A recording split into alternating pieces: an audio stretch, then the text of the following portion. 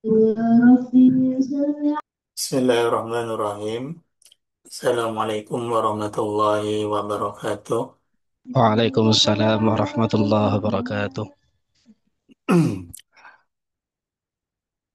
Untuk pertemuan malam hari ini, kita akan membahas mengenai huruf illat wa bina'ul af'al. Mungkin dari teman-teman sudah pernah belajar mengenai bab ini, karena ini merupakan salah satu bab yang umum dibaca, yang dipelajari dalam ilmu sorof. Setelah kemarin kita mempelajari faidah-faidah dari suatu lafaz, maka malam hari ini pelajarannya mengenai huruf illat dan bina dari suatu fiil. Sebelum mempelajari bina, maka kita terlebih dahulu harus mengetahui yang namanya huruf illat. Karena bina itu tetap berkaitan nanti pembahasannya menyinggung terhadap huruf-huruf illat juga.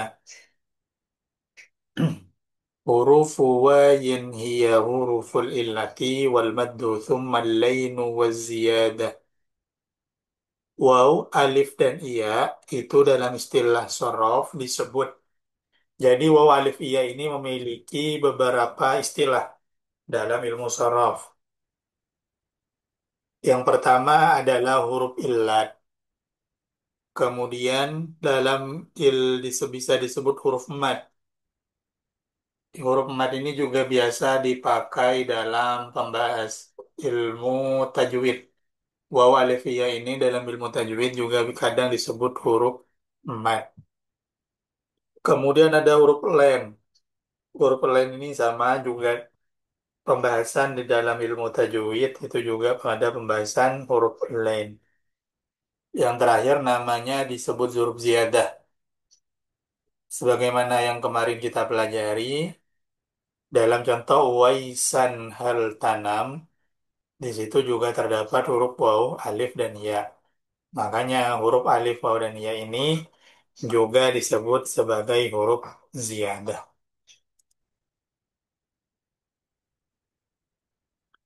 Dasar penamaan dari masing-masing huruf tersebut.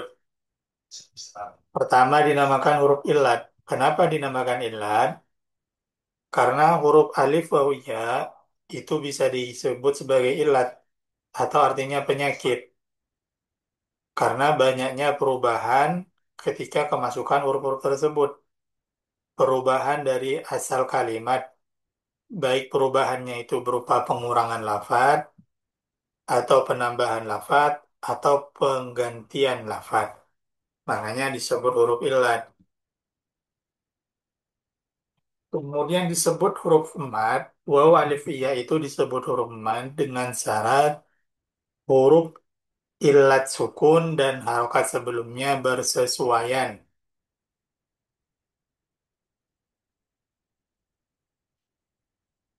Jadi harus sesuai. Kalau di sini alif, maka harokat sebelumnya harus huruf fathah. Kalau ya, maka harokat sebelumnya harus kasroh. Kalau waw, kunu, maka harokat sebelumnya harus dhammah. Ini yang disebut dengan huruf mad. Huruf illat itu bisa disebut huruf mad ketika berharokatnya itu sesuai. Kalau alif ya fathah, kalau waw dhammah, kalau kasroh, iya, kalau ya kasroh. Doribun. Mat ini kan artinya panjang. Maka disebut mat karena dengan adanya huruf-huruf ini, bacaan huruf sebelumnya itu menjadi panjang. Doribun, shima, unu. Ini semua posisi huruf ilat yang menjadi huruf mat. Kemudian setelah disebut huruf ilat, huruf mat, juga alif waw yaitu dikenal dengan nama huruf len. Huruf len itu harus sukun, entah harokat sebelumnya sesuai atau tidak. Sallau. Itu namanya huruf len. Yang terakhir huruf ziyadah. Sebagaimana dalam contoh Uwaisan hal tanam dalam kumpulan lafaz Uwaisan hal tanam. Begitu juga lafaz doribun. Lafaz doribun ini terdapat alif yang berupa alif ziyadah. Dan syaratnya menjadi huruf ziyadah itu sama sebagaimana keterangan yang kemarin, yaitu huruf-huruf itu harus jatuh, harus berada pada lafaz yang huruf asalnya sudah lengkap maknanya, baik tiga huruf ataupun empat huruf. Jadi lafaz doroba itu kan sudah lengkap. Kemudian ada alif, maka alifnya di sini bisa dikatakan huruf ziyadah. Beda kalau nanti ada alif tapi bukan alif ziyadah. Misal ada lafaz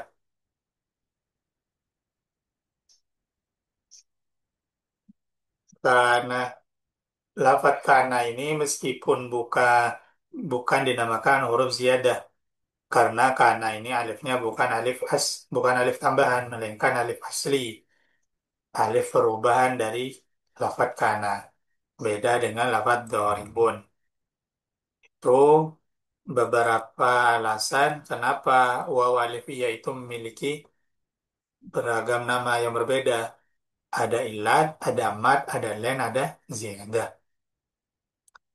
Kemudian dalam pembahasan ilmu maksud, itu yang menjadi fokus berikutnya itu adalah pembahasan di dalam ilat. Kenapa lafaz-lafaz ini disebut huruf ilat? Karena huruf-huruf tadi waw alifiyah itu menjadi penyakit. Karena dengan adanya huruf-huruf itu, lafaz itu bisa berubah, baik berkurang, bertambah, atau terjadi pergantian. Contoh, yang berupa pengurangan ada lafaz yaghzu. Yaghza, yaghzu.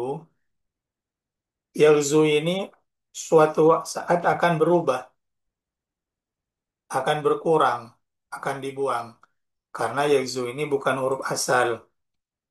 Makanya yaghzu ketika kemasukan amil jazm menjadi lam yaghzu, maka wawunya dibuang. Karena waw di situ merupakan waw huruf ilat. Dan karena waw ini huruf ilat, maka huruf ini nggak tetap. Ketika kemasukan amil jazm, wawunya dibuang. Nah, di situ letak pengurangan yang terjadi pada lafaz ketika salah satunya berupa huruf ilat. Yang awalnya yaghzu, terdapat waw, terdiri dari empat huruf. Kemudian ketika i'rab jazm fi'il mudhari ini menjadi lam yaghzu, berlangsung wawunya dibuang. Karena huruf ilat, so, di mu'tal akhir, itu ketika jazm dengan membuang huruf ilat. Makanya di situ dikatakan ada pengurangan. Suatu saat hafat yang memiliki huruf ilat itu bisa berkurang. Itu yang pertama, maksudnya pengurangan yang terjadi kepada huruf ilat. Kemudian yang berikutnya penambahan. Huruf ilat itu biasanya menambah, membuat lafaz yang awalnya tiga huruf menjadi empat huruf. Seperti contoh dalam lafaz doroba. Doroba ini kalau ditambahkan huruf ilat, misal kita ambil contoh alif, maka bisa menjadi doribun, menjadi isim fa'il, atau doroba.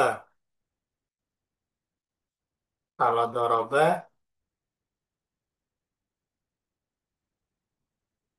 doroba menjadi doribun, atau doroba. Ada penambahan alif. Yang awalnya tiga huruf menjadi empat huruf. Kemudian huruf ilat itu dinamakan huruf ilat karena bisa terjadi pergantian pada suatu lafaz. Dalam contoh kola, huruf asalnya itu adalah Qawala, qawala, yang pada akhirnya dirubah menjadi kola. Karena ada i'lalan di situ, ada proses i'lal. Karena orang Arab itu sulit mengatakan qawala. Makanya dijubah menjadi kola. Itulah yang disebut yang menjadi alasan huruf illat itu dinamakan huruf illat. Alasan kenapa waw, alif, dan iya itu dikatakan huruf illat karena huruf-huruf tersebut itu tidak tetap adanya. Bisa saja hilang, berkurang, atau berubah, atau malah huruf itu menambah menjadi fi'il. Pola berubah menjadi qawala, wawnya diganti dengan alif. Tuh, penamaan alif waw ya menjadi huruf illat. Setelah kita mempelajari huruf illat, bahwa tadi dijelaskan huruf illat itu ada tiga, yaitu waw, alif, dan iya, maka kita mulai masuk ke dalam pembahasan bina. Pembahasan bina dari fi'il. Fa'iyakun biba'dihal madiftatah fasamimu talan mithalan kawadah. Fi'il bina mu'tal adalah setiap fi'il madi yang fa fi'ilnya berupa salah satu huruf illat.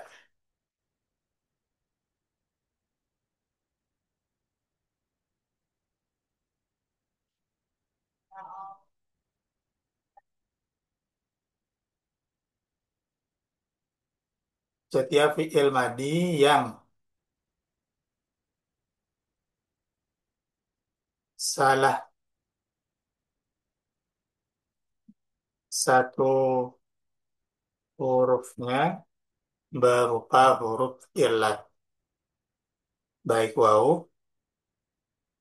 alif, dan iya.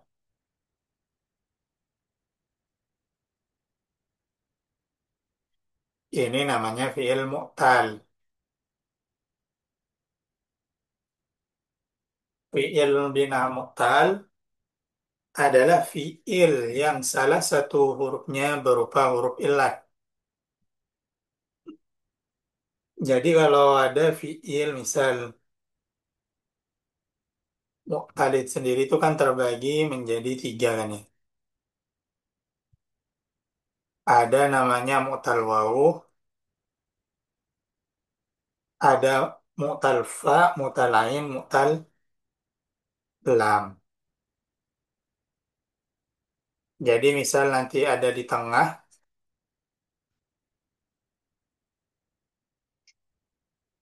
kalau salah satu huruf dari fi'il itu berupa huruf illat, maka disebut bina mu'tal. Kemudian bina mu'tal ini terbagi lagi. Wa nakison kul kaghoza ini tutim bihi wa in bijaufihi ajwa fulim. Kalau penamaan fi'il ditinjau dari letak huruf illat, dinamakan bina misal jika huruf illatnya berada di awal. Dinamakan bina misal jika huruf illatnya terdapat di awal. Jadi kalau kita dalam apa? Dalam lafaz itu kan ada fa fi'il, ain fi'il, dan lam fi'il. Fa'ala. Jadi kalau misal huruf illatnya berada di fa fi'ilnya berada di bagian pertama maka disebut misal.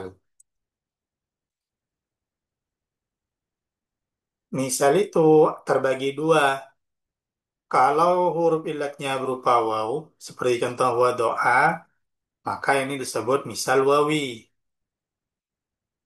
Kalau seperti yasaro, huruf illatnya berupa ya, maka disebut misal yai.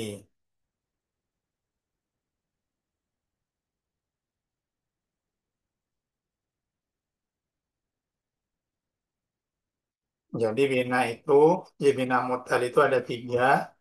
Ada misal, kalau di tengah ada itu ajwaf, kalau di akhir itu namanya najis. Dan bina ini terbagi menjadi wawi, ada yang ya'i.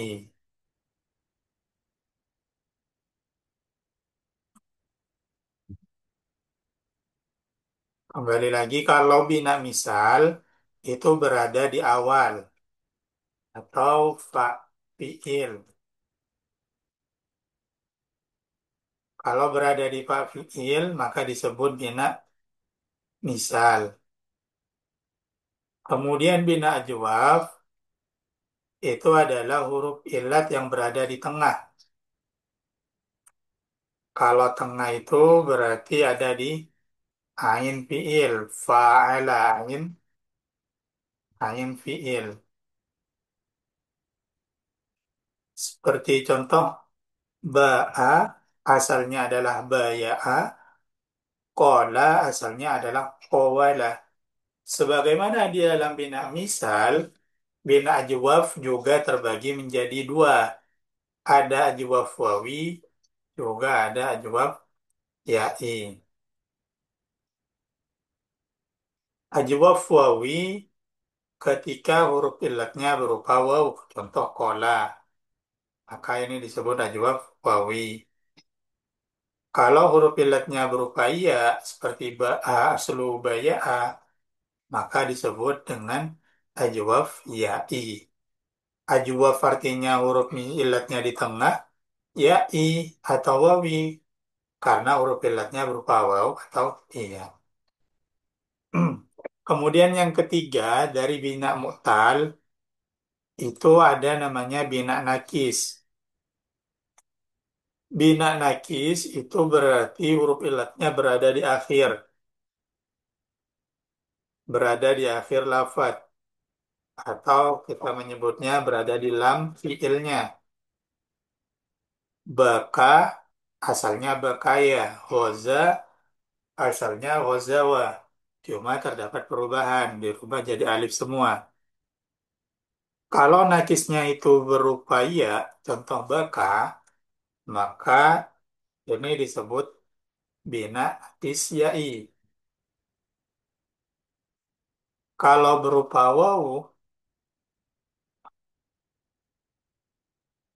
maka disebut bina nakis wawi. Jadi kalau huruf ilatnya itu cuma satu, maka ada kemungkinan misal ajwaf atau nakis. Tergantung berada di depan, di fa fiil, lam fiil, atau di ain fiil. Kemudian ada namanya lafif. Kalau dalam pembahasan bina mithal, ajwaf, dan nakis, huruf ilatnya itu hanya satu. Wado'a, huruf ilatnya waw. Yasaro, huruf ilatnya iya. Qawala, huruf ilatnya waw. Baya'a, huruf ilatnya ya. Cuma ada satu huruf ilat. Begitu juga baka, bakaya, goza, gozawa. Ini kan huruf ilatnya cuma terdapat satu huruf. Beda dengan bina lafif. Bina lafif itu ada makrun, ada mafruk. Jadi bina lafif itu terbagi antara lafif makrun dan lafif mafruk.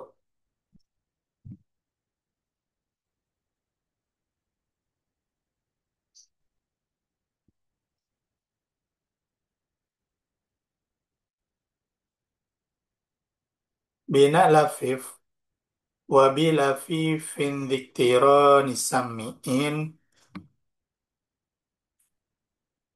ainun lahu minha kalamin tastabin. Fa in takun fa'un lahu walamu fadhu hufti rokim kawa falulamu.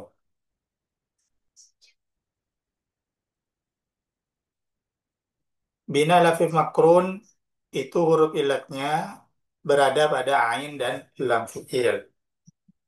Jadi ada dua huruf ilat.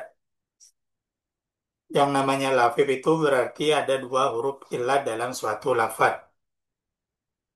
Kalau lafadz huruf illatnya berada di ain dan lam fiil, berada di tengah dan di akhir, maka disebut lafif makrun.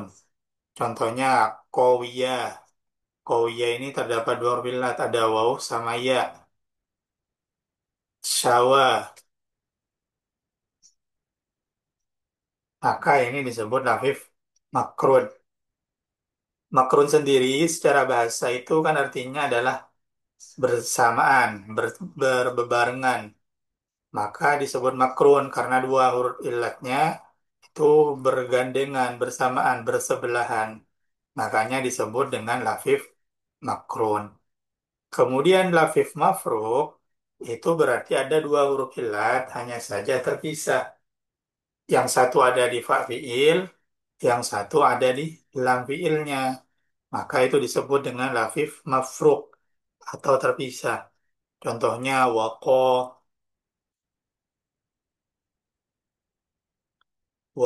wafa itu semua contoh dari lafif mak- mafruk.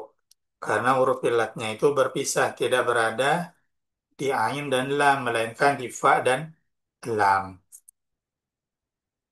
Ada pertanyaan? Sementara ada pertanyaan.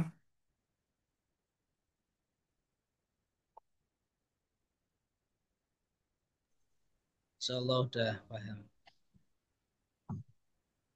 Kemudian,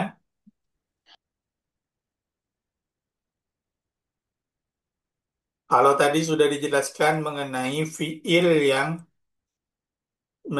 terdapat huruf illat, kemudian berikutnya ini adalah fiil yang tidak ada huruf illatnya. Wa adghim limithlai nahwi ya zaidu kufaka kuffa qul wasammihil mudha'afa. Apabila ada fiil yang ain dan lam fiilnya terdiri dari huruf yang sejenis, kuncinya di sini. Ain dan lam fiilnya berupa huruf yang sejenis. Kalau ain dan lam fiilnya berupa huruf sejenis, maka huruf yang pertama harus diidghamkan pada huruf yang kedua, diganti dengan tasydid dan disebut fiil bina mudha'af. Contohnya madda, syadda, kaffa. Kalau dalam nadom ini adalah lafaz kuffa, ini contoh bina mudha'af. Di sini dalam contoh madada ini tidak terdapat huruf illat, tidak ada alif, tidak ada waw, tidak ada ya. Cuma dalam ain dan lam fiilnya itu berupa huruf yang sama. Contoh syadada ini juga ain dan lam fiilnya sama. Ketika terdapat huruf yang sama, maka harus diidghamkan. Dan yang pertama disukunkan, kemudian digabung, diganti dengan tasydid. Maka jadi lafaz madda. Ini namanya bina mudha'af atau lafaz syadda. Mudha'af ini termasuk bagian dari fiil sahih atau fiil-fiil yang tidak terdapat huruf illat di dalamnya. Itu fiil bina mudha'af. Kemudian mahmuzul ladzi 'alal hamzi istamil nahwu qara sa'ala qabla ma afal. Kemudian ada namanya bina mahmus. Contohnya sa'ala. Mahmus itu artinya fiil yang salah satunya berupa hamzah. Ingat, antara hamzah dan alif itu berbeda. Kalau alif itu berarti tidak memiliki harokat, tidak berharokat. Kalau hamzah itu berharokat.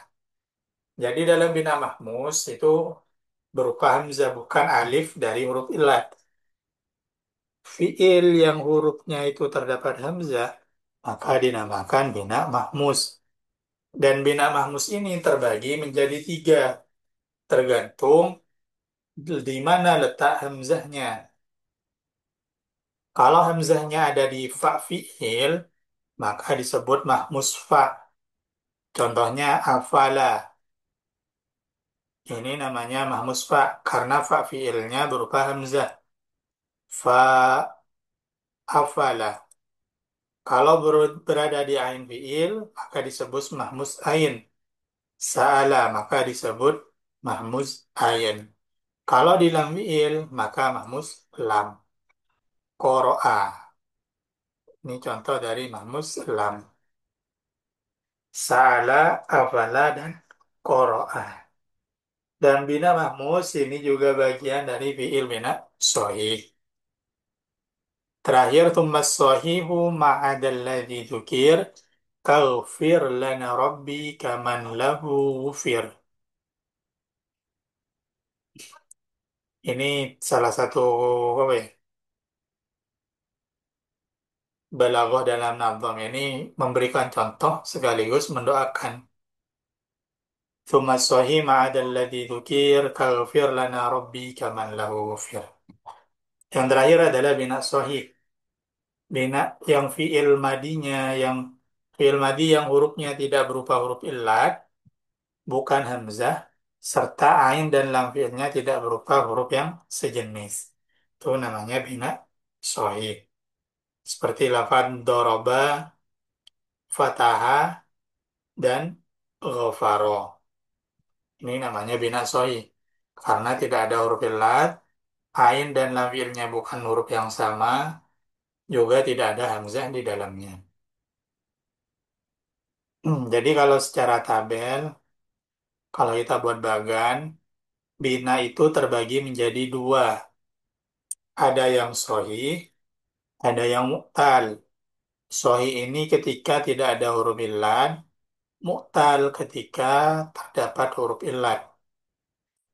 Kemudian dalam sohih terbagi menjadi tiga. Ada sohih salim, sohih yang bukan berupa mudha'af dan mahmus, dalam artian bukan ain dan lam fiilnya bukan huruf yang sama, juga tidak terdapat hamzah. Itu namanya sahih salim. Kemudian mudha'af itu berarti ain dan lam fiilnya berupa huruf yang sama. Contohnya madda, syadda. Yang terakhir mahmus. Mahmus ini termasuk fiil yang tidak terdapat huruf illat, hanya saja terdapat hamzah.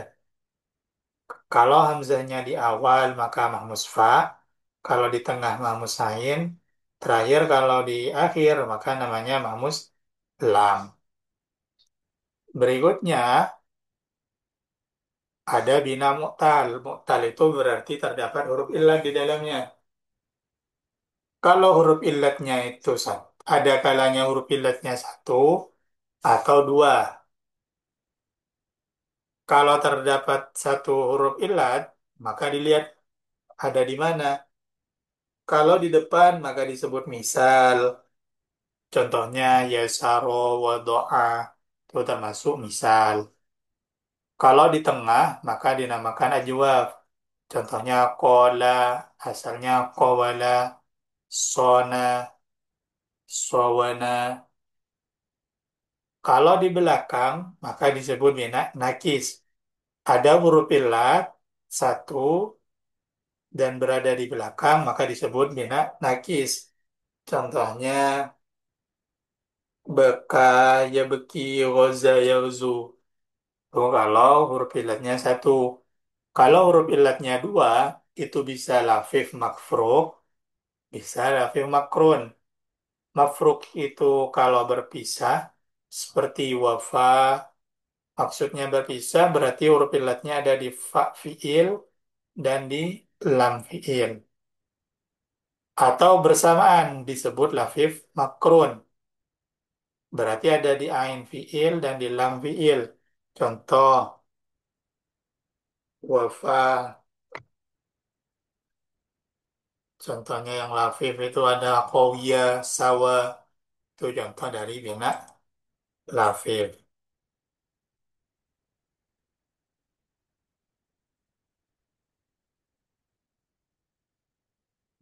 Nah ini kalau teman-teman familiar dengan kitab Amsilatul Tasrif, ini biasanya keterangan bina itu terdapat di bagian pinggir.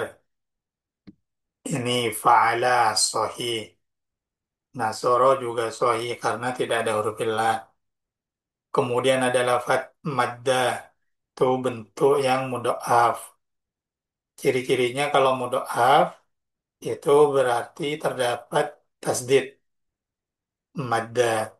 Kemudian ada lafadz ajwaf. Sebagaimana barusan ajwaf itu adalah huruf illat di tengah. Seperti sona. Kalau huruf illat di tengah itu biasanya berupa alif semua sudah. Sudah digantikan dengan alif. Ketepatan ini ajwaf wawi. Tahu dari mana ini ajwaf wawi? Yang pertama bisa dilihat dari asalnya. Sona asalnya sowana. Kok bisa tahu kalau itu waw bukan iya? Karena lihat fi'il mudhari dan masdarnya. Biasanya huruf illatnya itu berubah lagi. Yang awalnya alif berubah jadi huruf asalnya. Sona yasunu saunan. Dalam bentuk masdar, alifnya itu kembali lagi ke huruf illat semula. Ada waza, nakis. Berarti kalau nakis, huruf illatnya berada di akhir. Nakis, wawi. Mahmus, berarti ada hamzah. Amala. Doroba, sohib, farro, mudha'af. Kemudian ada wa'ada. Ini contoh yang misal. Karena berada di awal. Kemudian ada jasaro, saro. Saro, wako. Ini semua contoh-contoh yang ada di amsilati tasrif. Materi malam hari ini selesai. Ada yang mau ditanyakan? Silakan. Baik bab malam ini ataupun bab-bab sebelumnya, nggak apa-apa ditanyakan.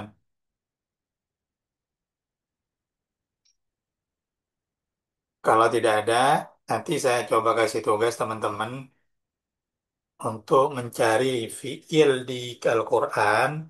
Kemudian teman-teman tentukan binanya. Jadi nanti tinggal cari. Oh ya, kalau fiilnya itu ya, ini tambahan dah. Mumpung ingat. Kalau fiilnya itu wazannya bukan sulasi, tapi apa? Berupa wazan yang rubai, sudasi atau yang lain, maka penghitungan hurufnya itu adalah huruf asalnya. Misal ada lafaz akroma atau doroba, doroba, atau ada contoh istakmala, istakmala. Nih, misal tiga kita contohkan tiga dulu.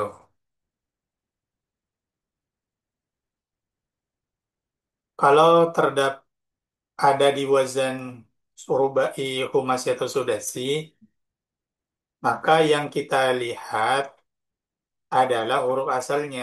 Huruf ziyadahnya nggak usah kita lihat. Misal, akroma, ini memang benar ada hamzah di depan. Tapi ini bukan hamzah asal, tapi hamzah ziyadah. Karena ini asalnya dari wazan af'ala. Kalau akroma itu kan af'ala. Kemudian kalau doroba itu fa'ala. Kalau istamala itu istaf'ala. Nah, jadi nanti yang kita lihat itu adalah huruf asalnya.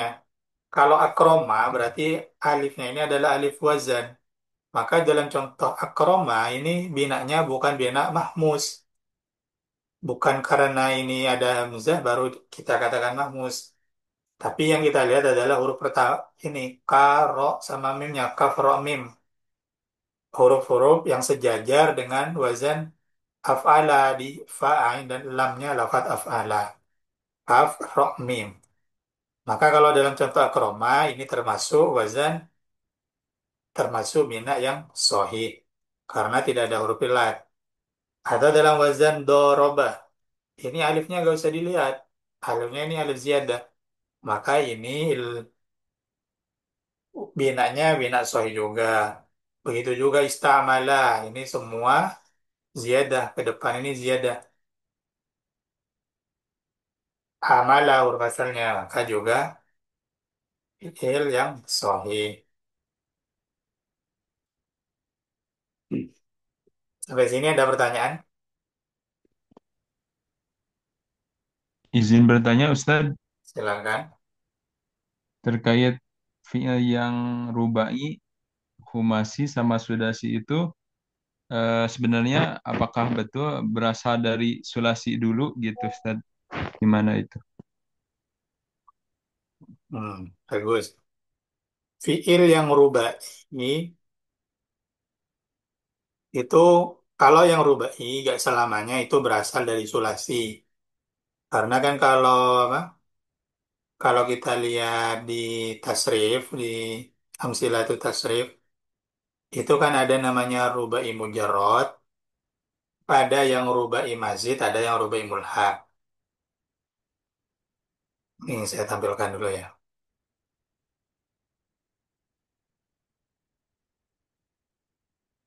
Ini.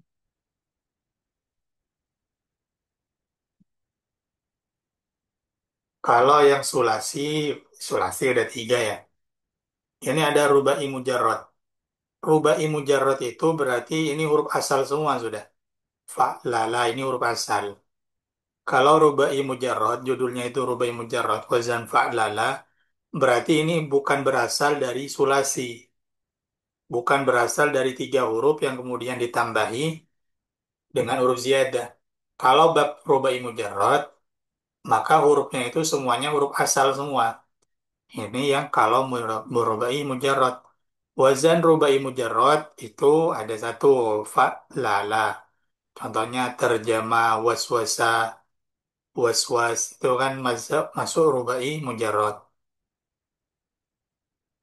Ada namanya rubai mulhaq. Rubai mulhaq ini wazan yang disamakan dengan wazan rubai. Ini juga bukan berasal dari fi'il sulasi. Kalau rubai mujarrad, kalau rubai mulhaq ada wazan fa'yala, saryafa, fa'ula, fa'lala. Tuh. Yang merupakan bagian dari sulasi, kemudian ditambah itu ada di sulasi mazid. Sulasi mazid, tiga huruf ketika ditambah satu, maka itu disebut rubai. Atau istilahnya rubai mazid. Kalau rubai mazid itu wazannya ada fa'ala, fa'ala, dan af'ala. Berarti kalau rubai mazid itu semuanya awalnya berasal dari fi'il sulasi. Kemudian ada tambahan diikutkan wazan rubai. Jadi kalau ada bentuk rubai mazid, itu teman-teman bisa mencari fi'il sulasinya. Pasti ada fi'il sulasinya. Kalau rubai mazid. Kalau yang di atas barusan rubai mujarrad dan rubai mulhaq itu gak ada bentuk sulasinya. Itu untuk yang rubai. Begitu sementara untuk yang khumasi dan sudasi itu semuanya mazid. Awalnya tiga huruf ditambah dua huruf illat menjadi lima huruf illat. Yang awal kalau ditambah tiga maka menjadi wazan sudasi mazid. Seperti itu. Bisa dipaham? Ya, baik. Terima kasih Ustadz. Jadi eh, yang berasal dari sulasi hanya surat rubai mujarrad saja begitu ya kesimpulannya Ustadz. Yang Rubai berasal mujarrad dari sama sulasi. rubai mulhaq yang Yang berasal dari berasal. sulasi. Nah, Yang tidak berasal dari sulasi gitu ya. kalau yang berasal dari sulasi itu namanya rubai mazid. Mazid, ya. Tapi memang kalau di idza utliko, maksudnya kalau ada orang bilang fi'il rubai, maka yang dimaksud itu keseringan adalah rubai mazid. Karena bentuk mulhaq sama mujarrad dari rubai itu jarang. Jarang lafaz itu muncul. Gitu. Baik di Quran atau di kitab. Ada pertanyaan lagi?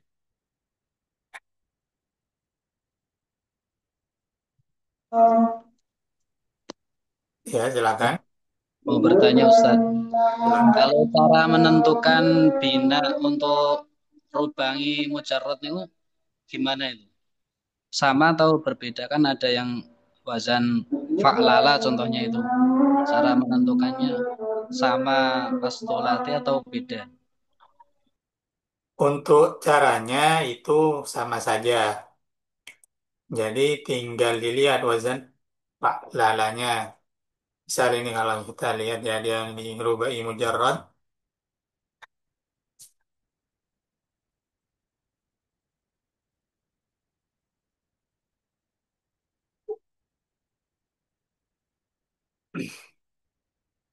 yang sahih dahroja sahih.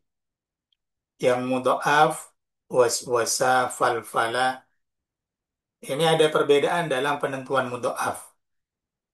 Kalau di mudhaf dalam sulasi itu kan huruf yang sama adalah fa fiil lam fiil sama ain fiil, huruf kedua dan ketiga. Kalau dalam rubai mujarrad yang wazan fa'lala, maka ini yang sama gini. Ini kan istilahnya lam fiil pertama, lam fiil kedua.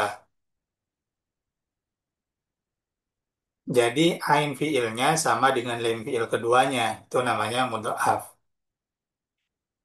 Contoh yang ditampilkan dalam mudhaf biasanya double semua. Tok, to'a, was, wasa. Jadi seolah-olah huruf-hurufnya diulang. Kol, kola itu bentuk mudhafnya. Pak, iyalah. Nanti misal ada huruf yang di sininya, di huruf depannya itu nakis. Huruf ilah berarti itu nakis. Seperti itu. Basmalah. Basmalah itu termasuk bina rubai mujarrad. Basmalah yang sahih. Seperti itu. Ada pertanyaan lain? Insyaallah. Izin Ustaz bertanya lagi. Silakan. Tadi sedikit kurang paham terkait mengenai menentukan ain fiil pertama, ain fiil kedua tadi dari bina mudhaf rubai mujarrad itu gimana ya Ustaz? Mohon penjelasannya sekali lagi.